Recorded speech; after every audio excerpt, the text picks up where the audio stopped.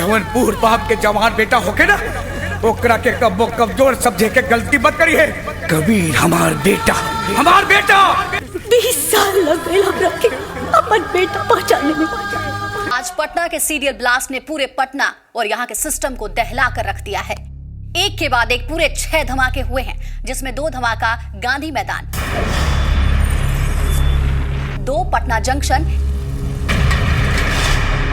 एक exhibition road और एक गायत्री मंदिर में। सबसे ज्यादा जान माल का नुकसान गायत्री मंदिर में हुआ है, जिसमें एक गांव के लगभग सारे लोग मारे जा चुके हैं जो शादी के मौके पर वहां मौजूद थे। मजा गेल रहे उस दिन। बहुत मजा। का बात बा? रिपोर्ट लिखावे के बा। 1 मिनट बाद में बात करब। रिपोर्ट केकरा खिलाफ? उ लोग के खिलाफ जे बम मार के हमरे अम्मी और अब्बू के मरले बाड़े। अरे बेटा, वो लोग पाकिस्तानी आतंकवादी बा। वो लोग के सरकार पकड़ी, हमनी के वो लोग के पकड़े के अधिकार नहीं खे।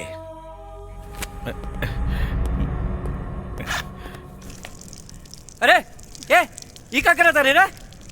हैं? अरे साहब देखिए मुंह तता। ई का कैले?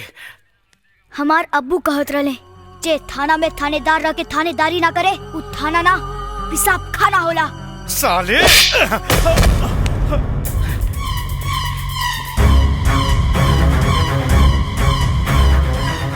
ब्लास्ट के रिपोर्ट चाहिए, वरना तोरा साथ साथ थाना के शमशान बना दे।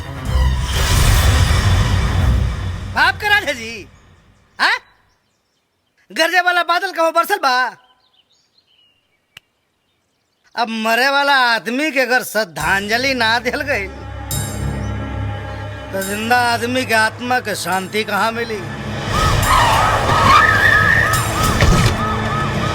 नमस्कार नमस्कार नमस्कार।